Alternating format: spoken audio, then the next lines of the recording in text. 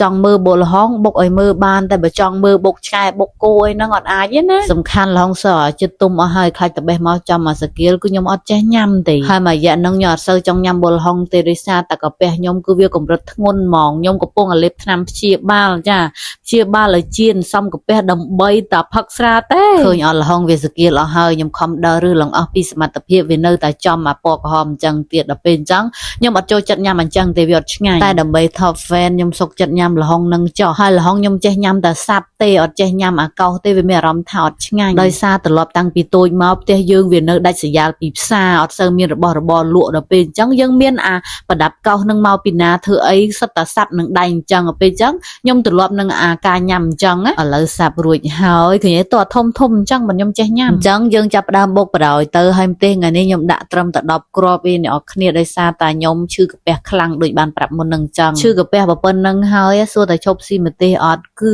អត់បានទេអាហ្នឹងគឺ10គ្រាប់ហ្នឹងតិចបំផុតឯហ្នឹងណាបើតាមធម្មតាមិនមែនប៉ុណ្ណឹងទេហើយទឹកប្រហុកនេះគឺខ្ញុំធ្វើដោយខ្លួនឯងណាបើអ្នកដែលធ្លាប់មើលវីដេអូខ្ញុំពេលខ្ញុំធ្វើម្ហូបលើកមុនអីប្រកាសជាដឹងហើយពេលដែលខ្ញុំធ្វើអីញ៉ាំម្នាក់ឯងអញ្ចឹងគឺខ្ញុំអត់ដែរដាក់ស្ករទេព្រោះអីខ្ញុំអត់ចូលចិត្តញ៉ាំស្ករនិយាយទៅខ្ញុំអត់សូវចេះញ៉ាំស្ករទេតែបើញ៉ាំរួមជាមួយគេអញ្ចឹងខ្ញុំអាចញ៉ាំបានបើរបស់ហ្នឹងប្រើស្ករតិចតួចតែប្រើស្ករច្រើនខ្ញុំអត់ចេះញ៉ាំបណ្ដោយនិយាយទៅខ្ញុំអត់ចូលចិត្តញ៉ាំរបស់ផ្អែមហើយសូម្បីតែមនុស្សប្រុសដែលសម្ដីផ្អែមពេកខ្ញុំអត់ចូលចិត្តដែរតើតែមនុស្សប្រុសហ្នឹងនិយាយបែបធម្មតាបាទខ្ញុំចូលចិត្តសំខាន់គ្រាន់ខ្ញុំចូលជាក្រានបន្តិចសោះមេឃភ្លៀងផងខ្យល់ផងឡើងខ្លាំងអញ្ចឹងបាទខ្ញុំអត់សូវចង់ចូលសូម្បីតែមេឃក៏វាទទួលស្គាល់ដែរថាខ្ញុំនឹងអត់ស័ក្តិសមនឹងកាន់ចក្រានចាំឆ្នាំងឯងស័ក្តិសមនឹងចាយលុយតែមួយមុខគត់ឥឡូវបុលហុងបានបុករួចរាល់ហើយបុលហុងនេះគឺបុលហុងពិតអត់មានអីក្តាមស្អីដាក់សោះនៅស្រុកស្រែមែនតែរកក្តាមអត់បានស៊ីទេអ្នកគ្នាគេដាក់ថ្នាំស្រើពេកទៅងាប់ទាំងក្តាមងាប់ទាំងកែបអស់ចង់ស៊ីក្តាមតទៅទិញនៅផ្សារមិនមានដំបងគឺថាក្រ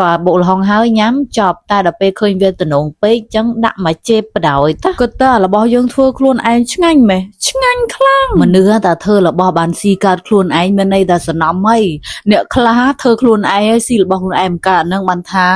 យ៉ាប់ខ្លាំងថាមិនចង់អួតទេប៉ុន្តែមនុស្សនេះវាប្រកែមែនធ្វើស្អីក៏ដោយគឺឆ្ងាញ់ទាំងអស់អាណាបានធ្វើប្រពន្ធអីដឹងតែសំណាងប្រយឥឡូវបុលហុងញ៉ាំអស់ហើយអញ្ចឹងវីដេអូហ្នឹងក៏ចប់ប៉ុណ្្នឹងឯងបាយ